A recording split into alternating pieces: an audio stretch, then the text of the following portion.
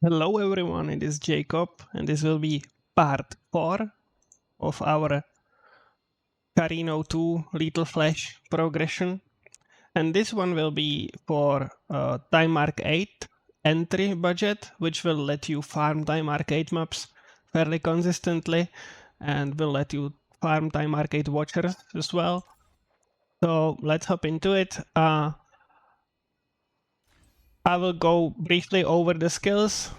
Detailed explanation of the skills can be found in part 2 of the series, so if you want more detailed one, just hop into that one. But for now I will start with the gear. In the last part, or in the previous part, I showed you that I swapped into crafted weapons. So that's that, and I mentioned that you will want to craft some rare pieces as well.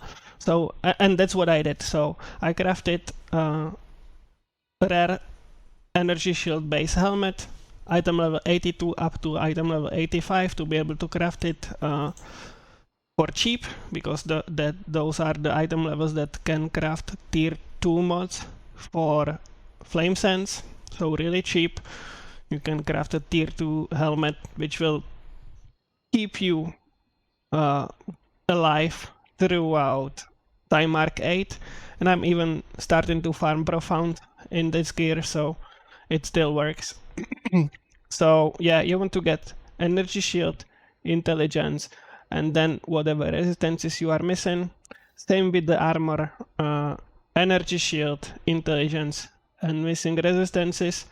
And with the belt, you want to get Energy Shield, Intelligence, and then like the last mod there is damage, because there's nothing else really. Important mod here is the Reap as another source of Reap, which will provide you with another source of instant damage. Affliction effect provides you with more damage as well. And the last mod here is whatever resistance you are still missing, and you will be missing resistances. So whatever resistances is the lowest, just craft it here on the belt for now.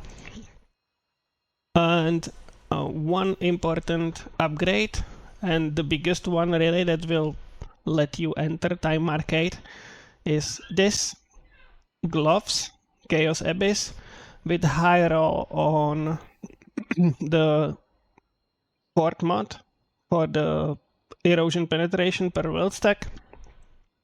This one will let you. This one will net you 10 times your damage, pretty much, or at least it did to me. I was dealing around 2 million damage without them, and then around 20 when I put them on. So around 10 times the damage, because it also increases the duration of. It also gives you additional build damage, and it also gives you a chance to inflict additional stacks. So yeah, great upgrade. I'm not sure how much they cost now. Around 80 FEs. Yeah, so fairly cheap. I was buying them for around 300, and Dritech at day 1 or 2 was buying them for 1.5k. So really early on in the season they cost a lot, but they drop in price eventually as people start getting them, and as people start corrupting them. So yeah, right now really cheap upgrade, and lets you huge amounts of damage. The rest of the gear stay the same, still using Traceless Pain, still using Double Blur Effect Chaotic Ending, and still using the King's Boon more with less boots. For Slates, those are another few upgrades that I made. Bought a Pedigree with 3 birds with 1 stone, which provides you with 2 more projectiles. Since Garino can shotgun with his projectiles, this provides you with more stacks of wilt, so more damage. So for now, this is probably one of those that will net you the most. And then I bought a few slates, as you can see here, and you want to get a plus 0.2% blur effect for every 1% of life lost. You definitely want to get that one. And then wherever you can, just get the erosion damage per stack of wild inflicted stacking up to 60 times. Also will net you like easy percentage damage that you wouldn't get anywhere else. So that's for Slates. And I'm still using the energy shield regain that I showed you in the last video right there. For skills, stayed pretty much the same. I will go over them real quick.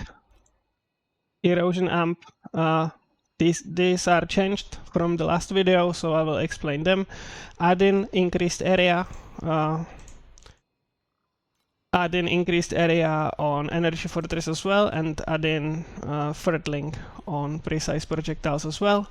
And the reason for that is why increased area on auras when it does nothing?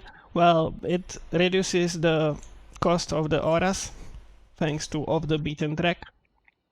So since those skills have no like increased shield compensation on them, they get fixed multiplier on 95%, so that reduces the cost of the aura to reserve actually, and that lets you drop the shield mana compensation points that I mentioned in the last video. So you can see it applied here. For the passives, stayed pretty much the same. Damage, here I started weapon points preparing for my next upgrade, which I will show you in the end of the video, but you for now would want to keep these into the cast speed instead of the crit.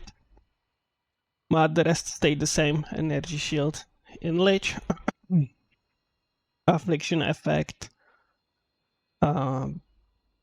blur effect, and I added cooldown recovery.